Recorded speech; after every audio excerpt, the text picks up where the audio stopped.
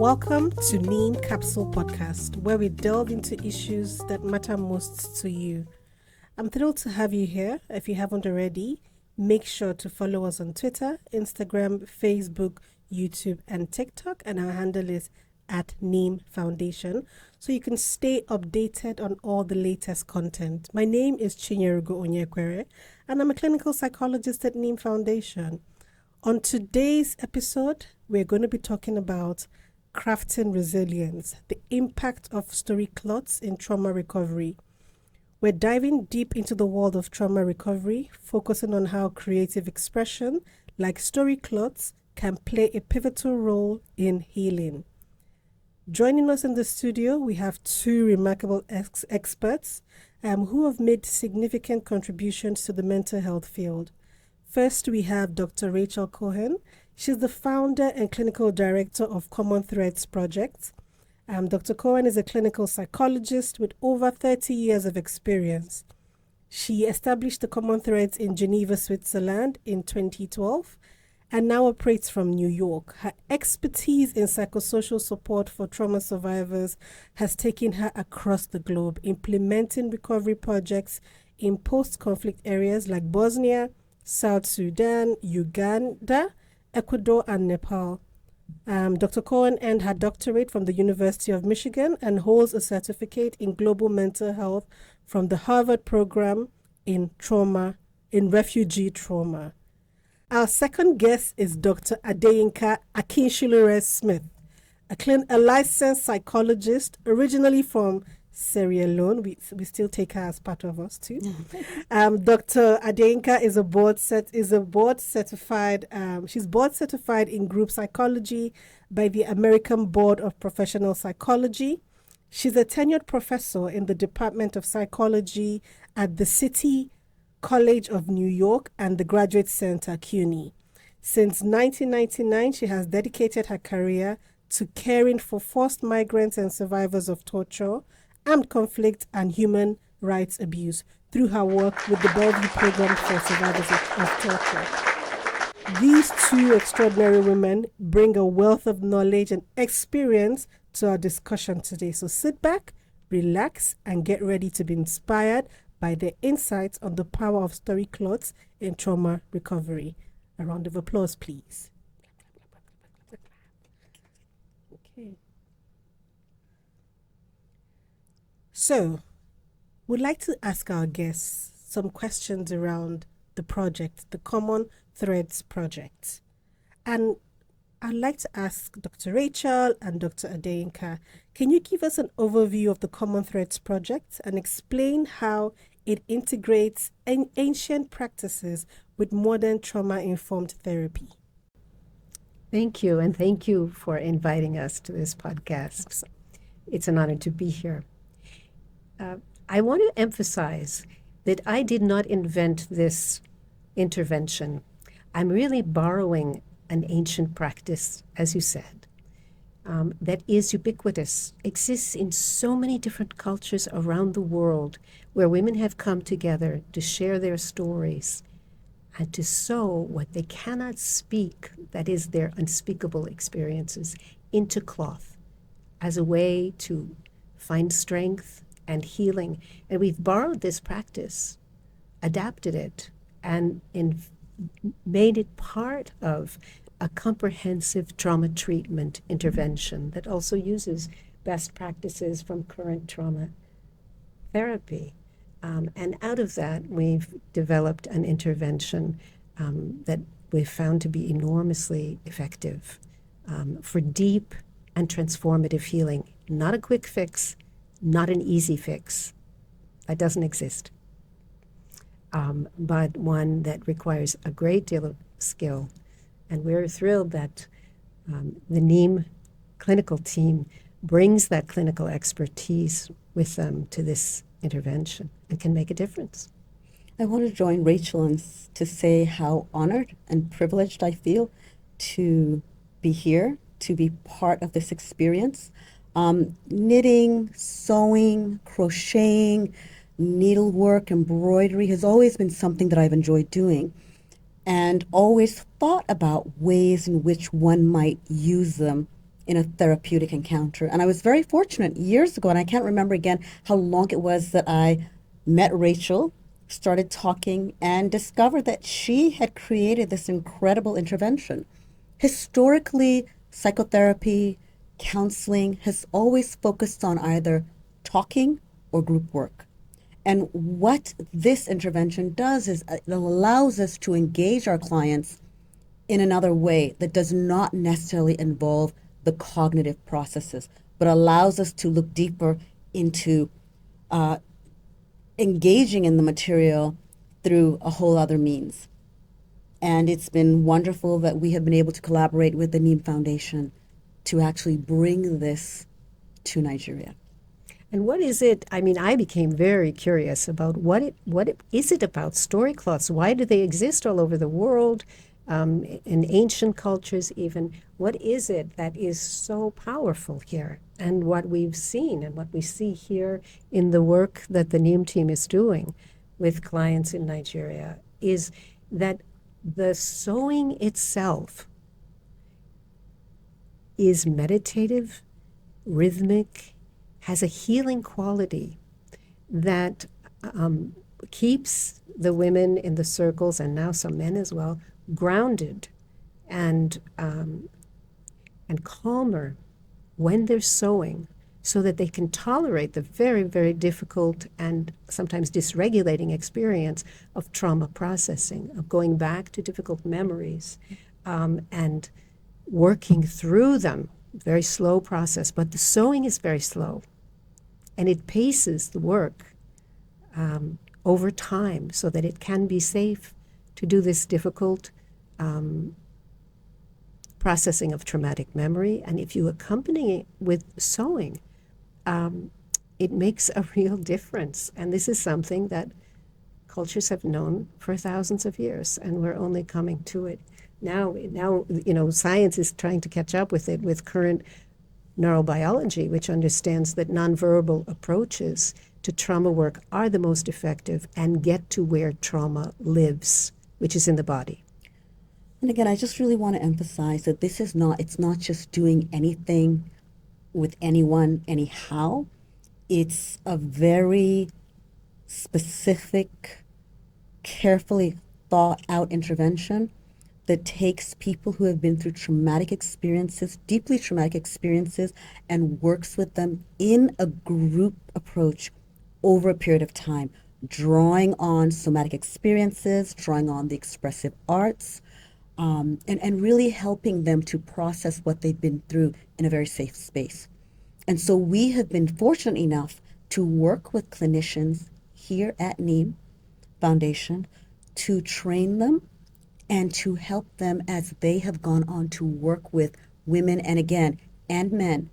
This is the first time we've actually included men not only as clinicians, as therapists, but as recipients, as beneficiaries, doing the activities, doing the stitching, doing the sewing in their healing process. Thank you.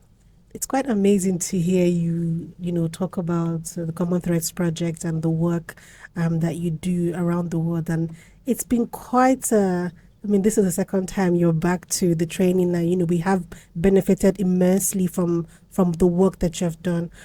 Many times we look at things that are done all around the world and think about how culturally appropriate is it? How are you able to adapt into different cultures, and especially with regards to the project? So I would like you to speak a little bit to, cultural appropriation and how you're able to adapt the Common Threads project to the different places that you work in, and especially in Nigeria that you're here now. How are you able to adapt this to the culture, to the Nigerian culture?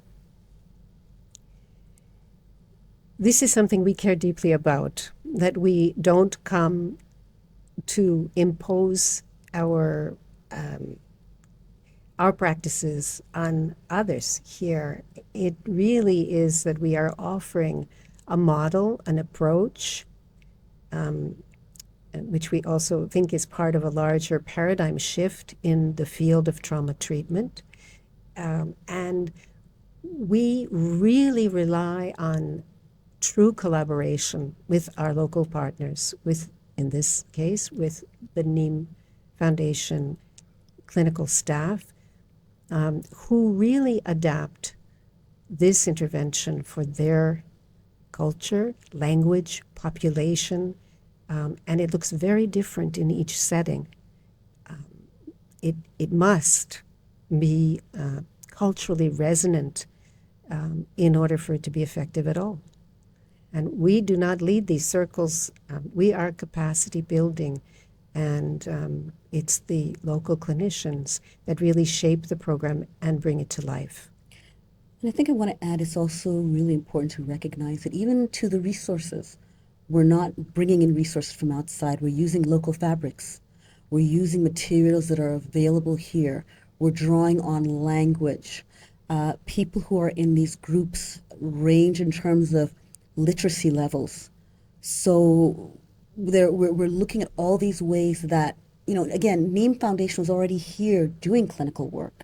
And really what we're trying to do is add to what they're doing in a way, again, that is culturally appropriate, drawing on what their staff already knows and does well, and adding and expanding it and deepening it.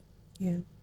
We had a beautiful example today in our work with the team that, we invited warm-up, an activation activity, and we had singing in Hausa. And I love this work because I get to learn far more than I can possibly teach, and get just a wonderful taste of what are local cultural practices. And that's where the healing can take place. Yeah. I think that the takeaway here would be the collaboration with, the places you go to, collaborating with the people on ground. And you talked about it being more about a facilitation and using the resources that are available. And it also allows for the people to adapt, because it's also about enhancing what is already on ground.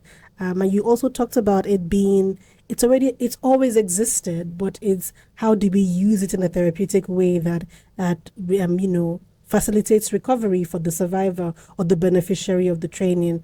And I'm glad that we are able to get people to look at everyday things, and see that something like sewing could be some form of expressive therapy. And the fact that you can even express it in your language, you can express it in a way that is very relatable, makes that young person who maybe doesn't speak English able to say, well, I can sing it in my language, or well, I can use the materials that are accessible to me. And I think that's brilliant to hear that the Common Thread Project looks at what is available in the locale where they are and partnership with the people in the locations where they are. So I think it's great to hear that. Let's talk about impact. Let's talk about stories. Tell us a little bit about the work that you've been doing and the impact on the people that have benefited from it. And I know that there's a lot of confidentiality involved in the work you do, but just give us some information, something we can take with us.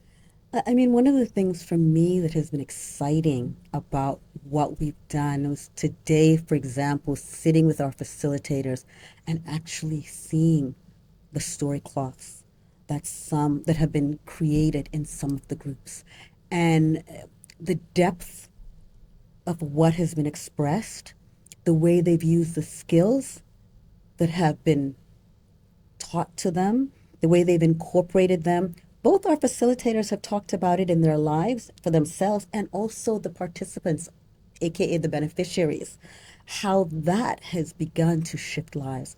Because what we're saying here is that it's not just the individual that we're looking to affect, but it's also their family, their community, and so on. Yeah. The way we're working, really, I mean, what we're aiming for, as I mentioned, is a transformative change, not a Band-Aid, not a crisis intervention. In fact, it's not even appropriate for crisis conditions.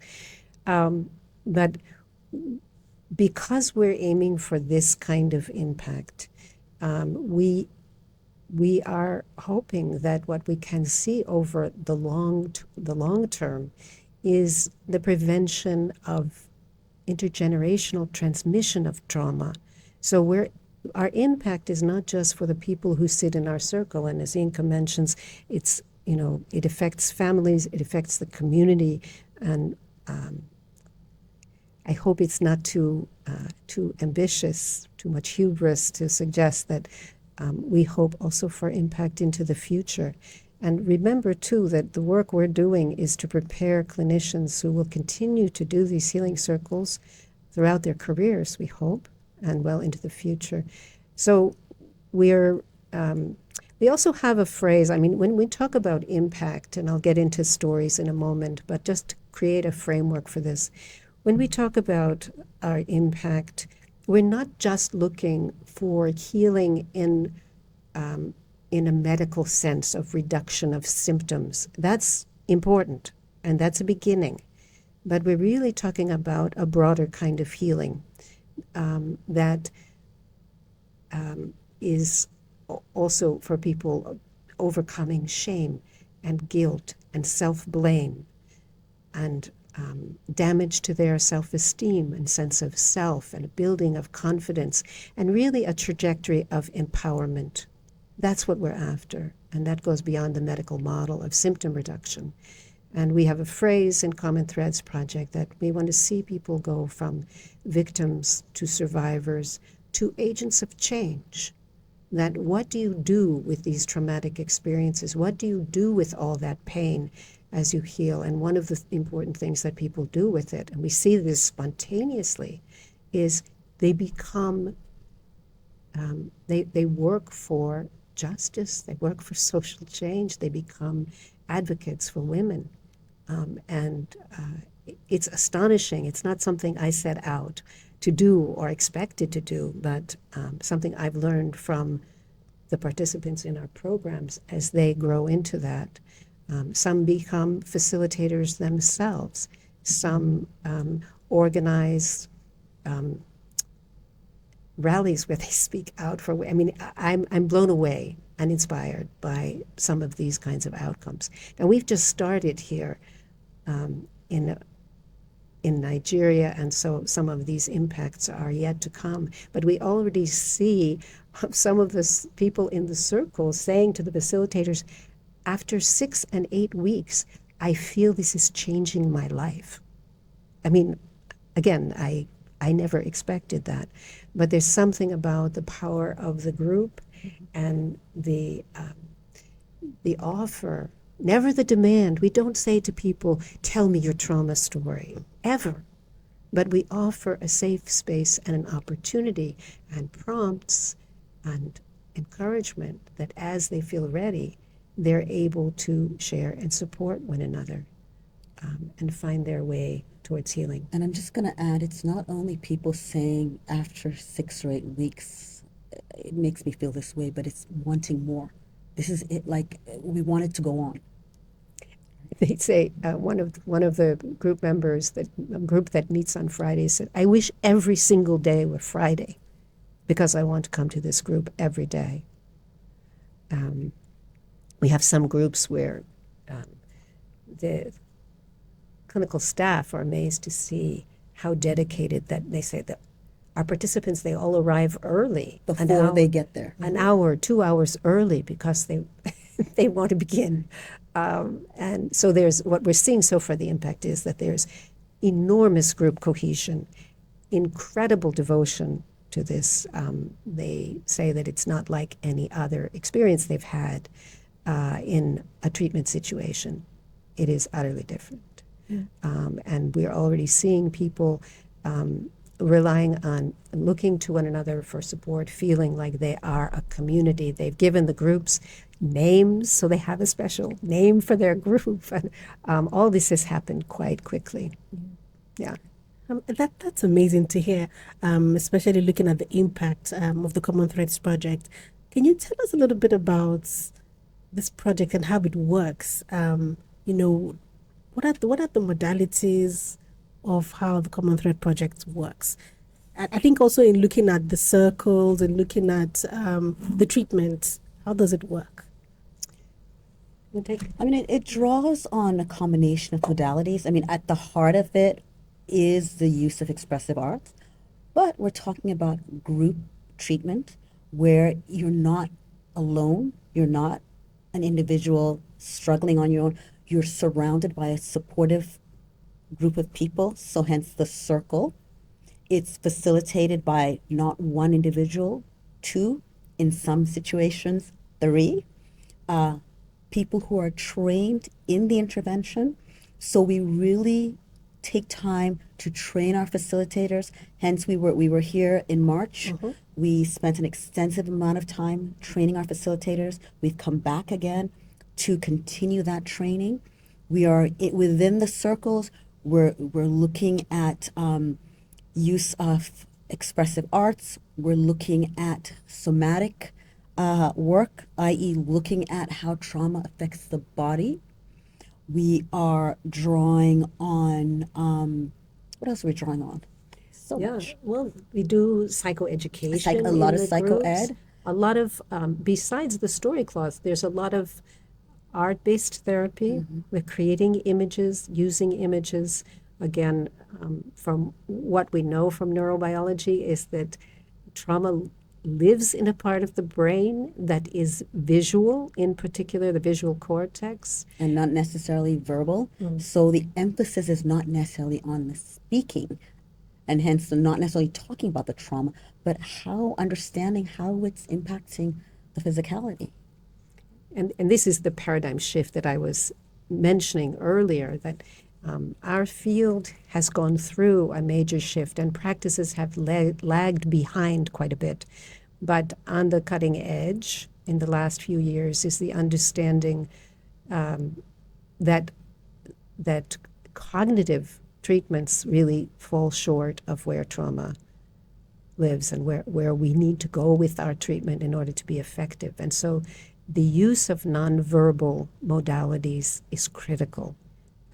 And cognitive gets at only a small part of the brain, the left prefrontal cortex, although that is the thrust of many of our treatments are verbal, not in Common Threads Project, but I mean more generally, are verbal and cognitive. And so the work we're doing is very much starting, as we say, from the bottom up, from the body. And expressive arts, creativity. So the elements of the Common Threads Project are creating group cohesion, that is the foundation for everything, creating trust. Safety and security. Exactly. And we do that in a number of ways from the very beginning. There are therapeutic games that are designed specially for that kind of thing, and to build that trust and safety. And then there's a lot of coping skills that people learn for self-regulation so that they're prepared to deal with the very difficult material that will surface as they process trauma. There's art making. There's this is multidimensional. Yeah. We're really dealing with all aspects of human experience. So it's the body, the emotions, the mind, social relationships, and spiritual aspects as well. I think that's one of the great things about expressive therapy, the different approach, going away from the traditional talk therapy. When it comes to expression, you can do it in so many ways. That's one of the great things about it. It just allows for the person to just express in however way you are. I think obviously the Common Threads Project works within a therapeutic setting, so it allows for the person to just open up in a very therapeutic and safe space, because you talk about establishing safety for the group, for the individual, and for the people who are the beneficiaries of the healing circles that you have talked about. One of the things that we also look at when we maybe for many people, when we talk about treatment, is how measurable is it? How are you able to say that, yes, this circle, this healing circle, this treatment modality that we are taking on is working? Just tell us a little bit about it. So we have done preliminary many preliminary studies using standardized mental health measures, and what we do find is that there's a significant reduction in mental health symptoms, anxiety, depression in particular, and stress-related.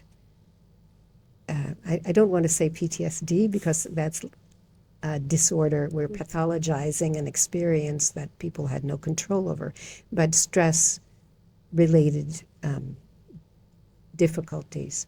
So I would say that we also have mixed method studies that extensively interview those who have participated in the program. And we're in the midst of doing comprehensive program evaluation that we've just launched and that we're thrilled that Neem Foundation is carrying out. And we'll know much more by the end of this study about what impact this intervention is having here in the 5 circles that are currently running.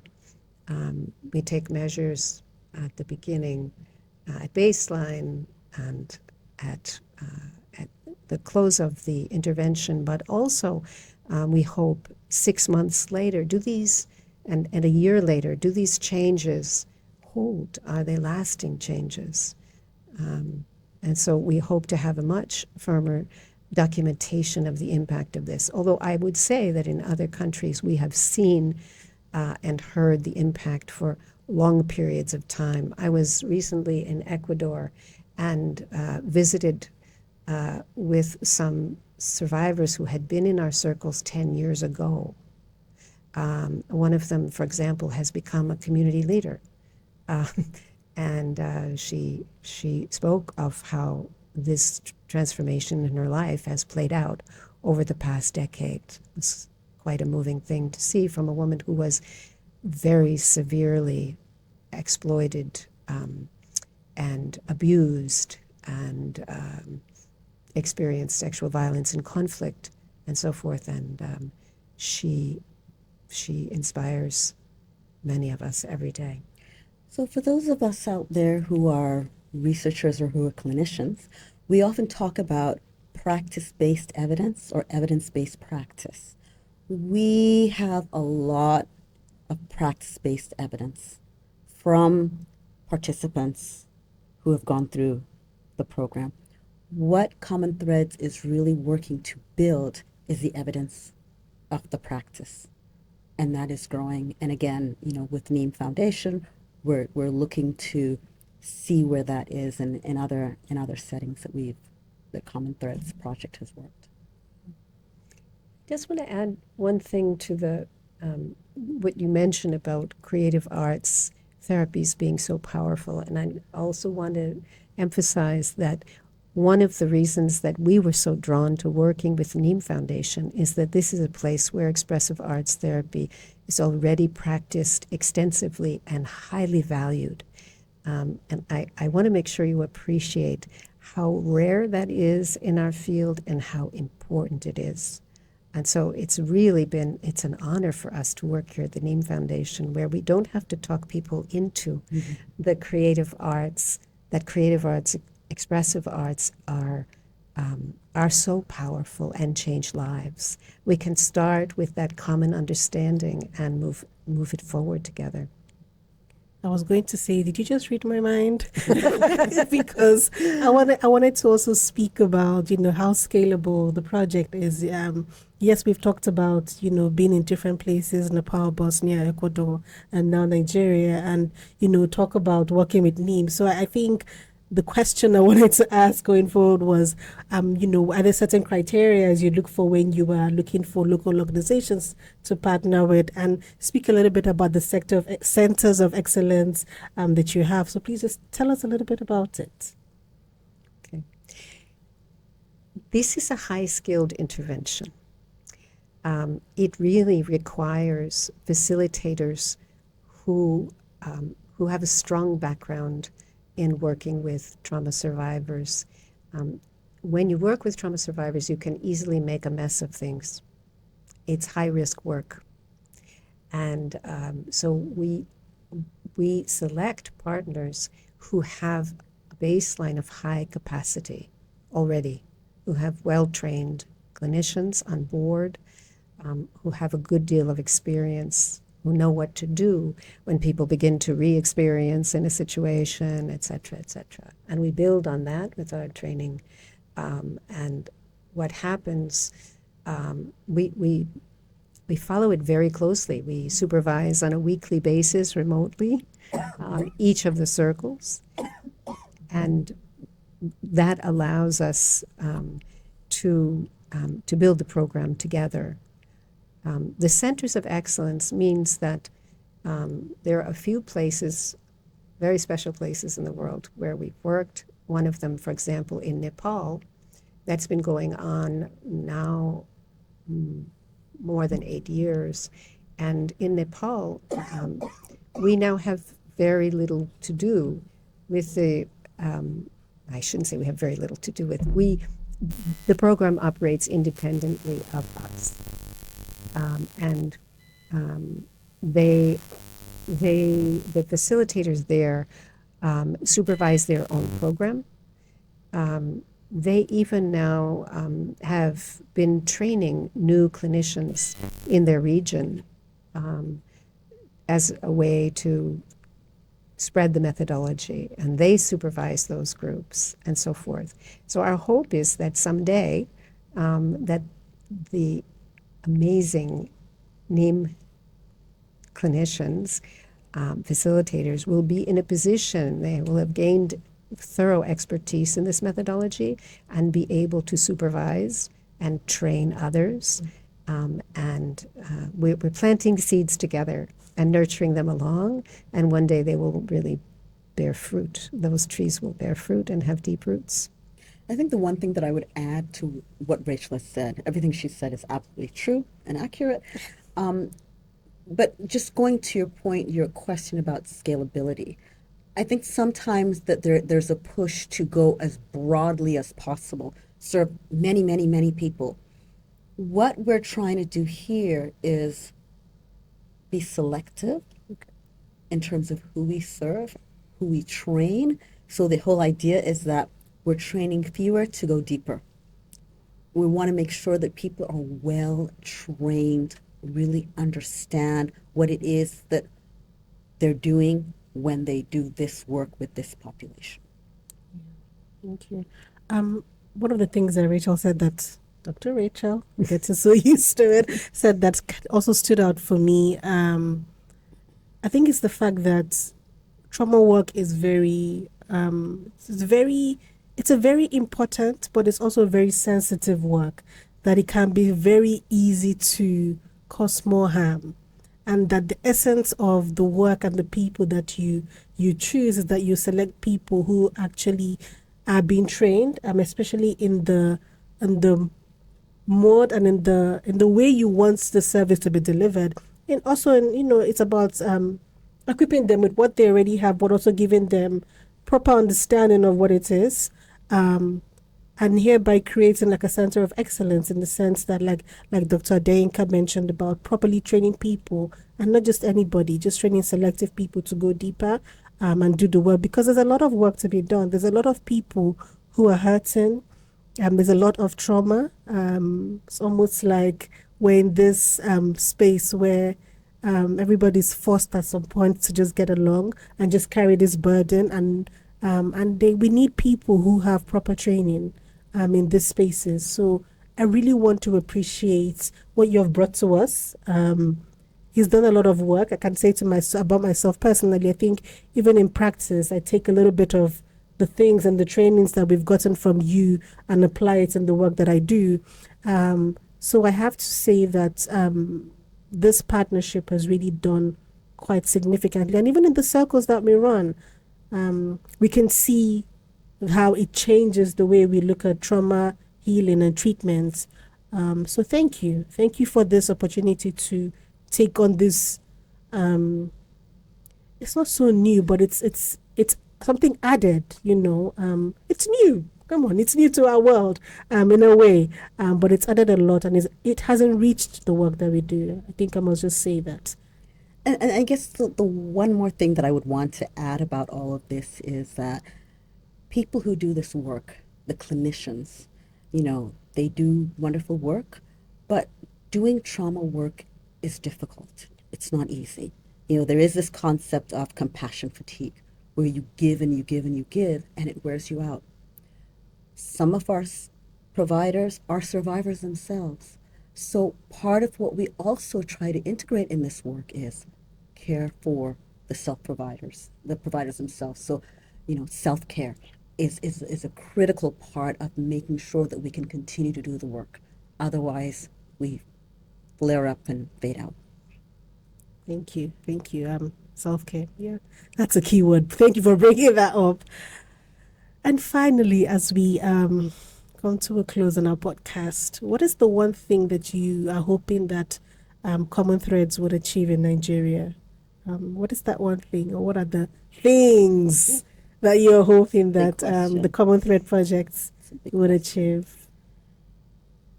I think healing in places that we don't always think about.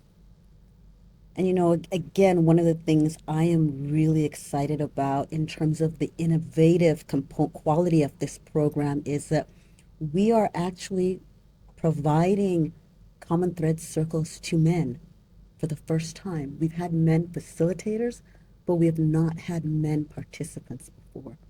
And that they are willing to make themselves vulnerable to learn the skills, the sewing skills, expressive arts. I think is a big step in a society and at times communities where men are not allowed to be vulnerable. Definitely. What I'm hoping for is to be able to pass the torch. I guess I'm in that stage of my life where I think about that a lot. In Nigeria, my hope is that this approach finds its way into the hearts and minds and toolbox of people here who are working on it at Neem Foundation, that they can carry it forward, that they can make a difference in many lives. And again, we're going for deep impact. So I would love to see and hope for transformative change for survivors of sexual and gender-based violence here in Nigeria. Nigeria has been a place where the level of gender-based violence, the level of human rights abuse has been heartbreakingly high, and I would like to do whatever small bit we can to relieve some of that suffering and to restore hope for the next generation. Amazing. Thank you so much. Thank you to Dr. Rachel Cohen and to Dr. Adeyinka Akinsulere-Smith for bringing Common Threads projects to us in Nigeria. And we are hoping that this partnership would bear fruit and just grow and serve the community and the people that are beneficiaries and come across this project. So thank you. Thank you so for much. having us. It's been a great honor. Absolutely. And thank you to you for listening. You've been listening to the Neem Capsule Podcast. Remember to join us for our next episode and follow us on our social media pages, Twitter, Instagram, Facebook at Neem Foundation. And I hope you have yourself a good day. Thank you.